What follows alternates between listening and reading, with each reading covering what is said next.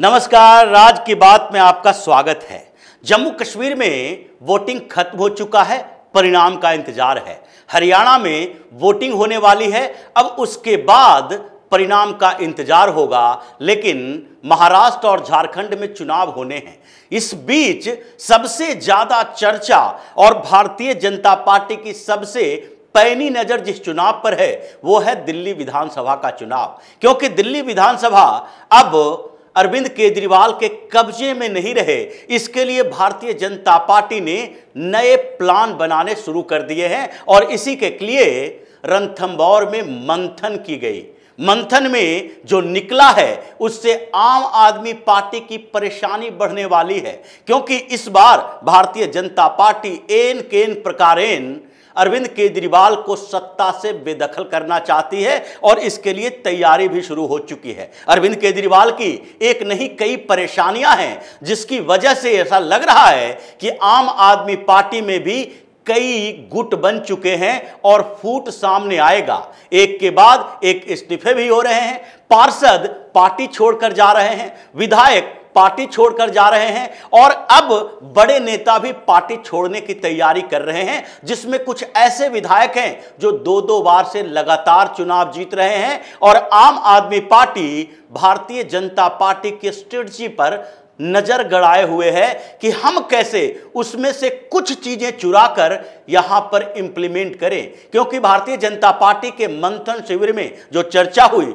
उसमें इस बात के लिए भी सवाल उठाए गए कि कुछ सीटों पर तकरीबन 10 से 15 सीटें ऐसी है जिसमें बैक टू बैक चुनाव हारने के बाद भी हम किसी कैंडिडेट को रिप्लेस नहीं कर रहे हैं, इसलिए नए चेहरे की जरूरत है। और इसी के साथ चर्चा इस बात की भी हुई कि पिछले लोकसभा चुनाव के आंकड़े देखें, 7 के 7 लोकसभा सीटें भारतीय जनता पार्टी के पास रही। आम आदमी पार्टी और कांग्रेस दोनों पार्टियों के एक साथ आने के बावजूद हमने क्या किया, देखिए जो लोकसभा चुनाव में 7 सीटों पर जीत हुई वो मायने लगता है विधानसभा चुनाव के लिए भी। क्योंकि इनमें से अगर असेंबली सेगमेंट को देखें तो 52 असेंबली सेगमेंट में भारतीय जनता पार्टी की बढ़त रही है।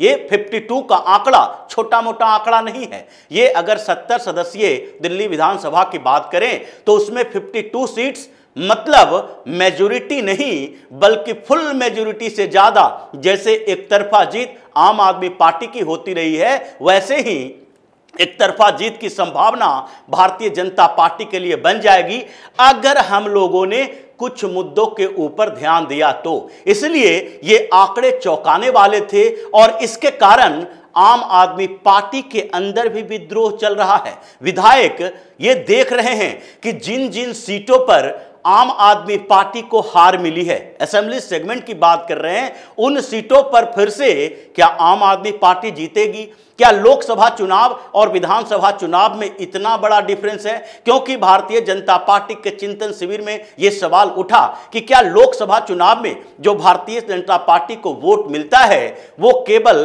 पीएम मोदी के नाम पर मिलता है और दिल्ली की सत्ता के लिए भारतीय जनता पार्टी के पास कोई ऐसा नेता है ही नहीं जिसको आगे बढ़ाया जा सकता है और दिल्ली की जनता को विश्वास हो कि पीएम मोदी और दिल्ली का जो सीएम होगा भारतीय जनता पार्टी का, वो दोनों मिलकर बेहतर काम कर सकते हैं दिल्ली के अंदर। क्या फ्रीबीज जो अरविंद केजरीवाल ने चलाई है वो अब 2 चुनावों के बाद भी तीसरे चुनाव में वो मुद्दा रहेगा? क्योंकि आम आदमी पार्टी की स्थिति कमजोर हो रही है, परसेप्शन बदल रहे हैं, केजरीवाल के पैतरे फेल होते जा रहे हैं और उनके पार्टी के नेता भी इस बात के लिए चिंतित हैं कि अरविंद केजरीवाल जो बार बार यू टर्न लेता है और करप्शन के खिलाफ लड़ने की बात जो किया था, आज मिडिल क्लास उसके खिलाफ ऐसी बातें कर रहा है कि अरविंद केजरीवाल जो ईमानदारी का ढोंग रच रहा था वो पूरी तरह बेबुनियाद था। क्योंकि शराब घोटाले में केजरीवाल की भूमिका अब किसी से छिपी हुई नहीं है। ये जो सीबीआई और ईडी ने सबूत दिए हैं उससे लगभग स्पष्ट हो चुका है कि अरविंद केजरीवाल ने घोटाला तो किया, कैसे किया और किस आधार पर इसे सजा मिलेगी, ये कोर्ट और ईडी सीबीआई के सबूत पर निर्भर करता है। लेकिन लोगों के दिमाग में अब यह अवधारणा है कि अरविंद केजरीवाल की पार्टी बेईमानों की पार्टी है,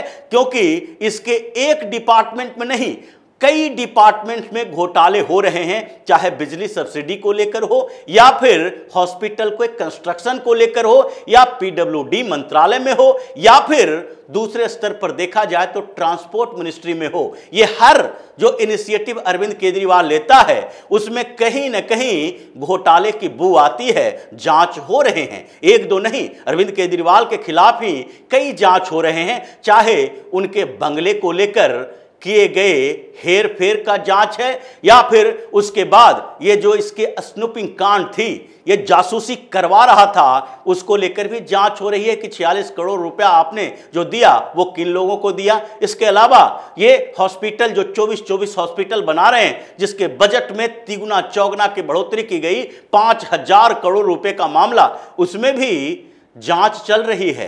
यानी कि एक दो नहीं, जहां अरविंद केजरीवाल के किसी भी मंत्रालय डिपार्टमेंट को देख लीजिए, चाहे बस की खरीद बिक्री ही क्यों ना हो, सब में घोटाले हैं और ये लोगों को पच नहीं रहा। तो ये समस्या तो केजरीवाल के साथ आई है, इसका फायदा भारतीय जनता पार्टी को उठाना चाहिए। और जहां तक डेवलपमेंट के कामों की बात है, उसमें तो और भी अरविंद केजरीवाल को घेरने की जरूरत है। अभी हर जगह लगभग 90 स्पॉट्स हैं, वहां पर भारतीय जनता पार्टी ने कटआउट लगवाए हैं। और कटआउट किस चीज की है? केजरीवाल के दिल्ली के बुरा हाल की, जो सड़कों पर गड्ढे हैं उसकी, जो हॉस्पिटल में जिस तरीके से काम हो रहा है उसकी, ये दवा घोटालों की भी चर्चा की गई है। यानी कि परसेप्शन बनाने में भारतीय जनता पार्टी पीछे नहीं है। तो पीछे किस स्तर पर है? क्या लीडरशिप को लेकर समस्या है? इस बात की भी चर्चा हुई। और उसके बाद साथ के साथ सांसदों को बड़ी जिम्मेदारी भी दी गई है कि अब आपको बैठना नहीं है, एक कमरे में बैठकर पॉलिटिक्स नहीं करना है कि मोदी जी के नाम पर आप चुनाव जीत जाओ और उसके बाद अरविंद केजरीवाल के खिलाफ जब लड़ना हो विधानसभा चुनाव में तो आप अलग थलग रहो, क्योंकि यह आपका चुनाव नहीं है। इसलिए उस मंथन से जो निकला है उससे अरविंद केजरीवाल की परेशानी बढ़ी है। और उससे भी ज्यादा बड़ी परेशानी इस बीच बढ़ी इस बात को लेकर कि विधायकों और अरविंद केजरीवाल और सेंट्रल गवर्नमेंट, ये तीन कड़ियों को मिलाने की कोशिश की गई। और अरविंद केजरीवाल ने जो पिछले मीटिंग के दौरान कहा कि हम ये देखना चाहिए हमें कि हमें चुनाव कौन जिताता है। यानी ये अपने विधायकों, अपने लोगों के बीच की बैठक की बात है, जिसमें अरविंद केजरीवाल के कुछ चमचों ने कहा कि देखिए, आपके कारण या विधायकों के कारण या फिर दूसरे नेताओं के कारण आम आदमी पार्टी चुनाव नहीं जीतती, बल्कि अरविंद केजरीवाल के चेहरे पर चुनाव जीती जाती है। इसलिए जितनी जिम्मेदारियां हैं वह या तो केंद्र सरकार और एलजी के ऊपर मढ़ा जाए कि हमें काम नहीं करने दिया गया, जैसा अभी कहा जा रहा है कि अरविंद केजरीवाल को जेल में भेजकर दिल्ली के काम को रोका गया, क्योंकि अभी समस्या पैदा हो गई है आम आदमी पार्टी की, विधायकों को उनके क्षेत्र के लोग खदेड़ रहे हैं। तो ऐसे में केंद्र सरकार के ऊपर भी जिम्मेदारी ठहराई जाएगी। दूसरे स्तर पर यह मीटिंग में भी हुई कि अरविंद केजरीवाल की छवि को बनाए रखने के लिए आपको भी अपनी जिम्मेदारी लेनी पड़ेगी। मतलब विधायकों को घूम घूम कर अपने क्षेत्र में माफी मांगनी पड़ेगी। आप हमें माफ कर दो, क्योंकि हमारे कारण ही इस क्षेत्र में काम नहीं हो पाया।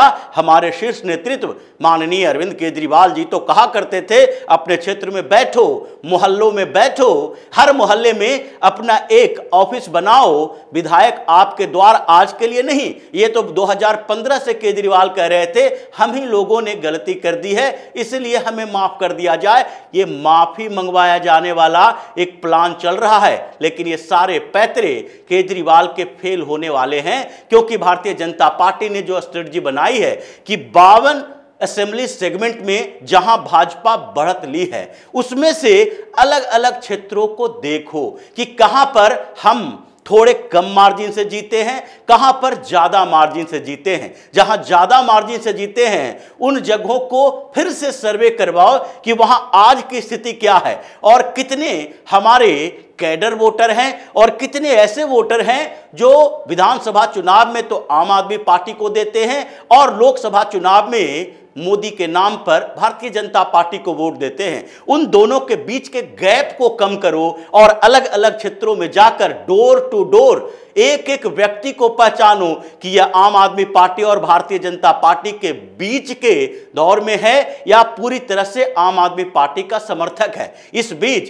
कांग्रेस के लिए भी चर्चा हो रही है कि कांग्रेस भी इस बार बहुत ही शिथिल नहीं रहेगी। कांग्रेस के लिए भी एक बड़ी समस्या दिल्ली में अपना प्रेजेंस दिखाने की है कि लोकसभा चुनाव में तो कुछ नहीं मिला, विधानसभा चुनाव में कम से कम 5 से 10 सीटों के बीच भी मिल जाए तो कम से कम विधानसभा में तो हमारी उपस्थिति रहे। जैसे पार्षद जीतकर आते हैं तो कम से कम एमसीडी में कांग्रेस जिंदा तो रहती है। उसी तरह की स्ट्रेटजी कांग्रेस की भी है। अगर कांग्रेस पुरजोर कोशिश करती है तो ये जो मुस्लिम इलाकों में जहां 8 से 10 सीटों की बात भारतीय जनता पार्टी ने की है कि वहां हम बड़े मार्जिन से हारे हैं और वहां पर हमें बेहतर करने के लिए कांग्रेस के स्ट्रेटजी को भी देखना पड़ेगा। मुसलमानों का वोट एकजुट होकर किसी एक पार्टी को जा सकता है, इसमें कांग्रेस भी हो सकता है या आम आदमी पार्टी भी हो सकती है। ये दोनों के बीच अगर कुछ बटा तो हमें नए मुद्दे के साथ, नए प्लानिंग के साथ वहां जाना पड़ेगा, क्योंकि दिल्ली में किसी भी तरीके से अरविंद केजरीवाल को रिप्लेस करना है। और इस प्लानिंग के बाद केजरीवाल तो छटपटा रहा है। सबसे बड़ी समस्या आतिशी मार्लेना की है, क्योंकि केजरीवाल ने सीएम की कुर्सी दी है और वो बड़े बड़े वादा कर रही हैं कि देखो हम तो 4 महीने के लिए सीएम बने हैं, आगे तो अरविंद केजरीवाल को सीएम बनाना है। यानी कि सीएम बनाना है अगर चुनाव जीत गए तब, और चुनाव जीत गए इसके लिए तैयारी जो चल रही है आम आदमी पार्टी के अंदर, वो तैयारी हर जगह पर ऐसी हो रही है कि इनके विधायक जिन्हें माफी मांगने के लिए, जिन्हें पूरे जिम्मेदारी लेने के लिए कहा गया है, वो कांग्रेस की तरफ भी देख रहे हैं, कुछ जगह पर भारतीय जनता पार्टी की तरफ देख रहे हैं। जहां रिप्लेसमेंट की बात है वहां रिप्लेसमेंट का प्लान बनाया जा रहा है और आम आदमी पार्टी के विधायक ही सोच रहे हैं कि जब हमें बदलने की कोशिश ये केजरीवाल कर रहा है, हमसे माफी मंगवा के हो सकता है हमें टिकट भी ना दे, हमारे बदले किसी दूसरे को उतार दे, उससे पहले ही हम कांग्रेस की तरफ मुड़ जाएं। हमारा बेस जो है वो कांग्रेस के साथ जाने के लिए तैयार होगा, लेकिन भारतीय जनता पार्टी के साथ जहां पर हम अपने समर्थकों को ले जा सकते हैं वहां भाजपा का भी विकल्प हमारे सामने होना चाहिए। ये केजरीवाल के विधायकों की सोच है, तरीके हैं, और ये धीरे धीरे एक एक करके छोटे छोटे रिपोर्ट में सामने आते हैं जिसे मीडिया में हाईलाइट नहीं किया जा रहा है।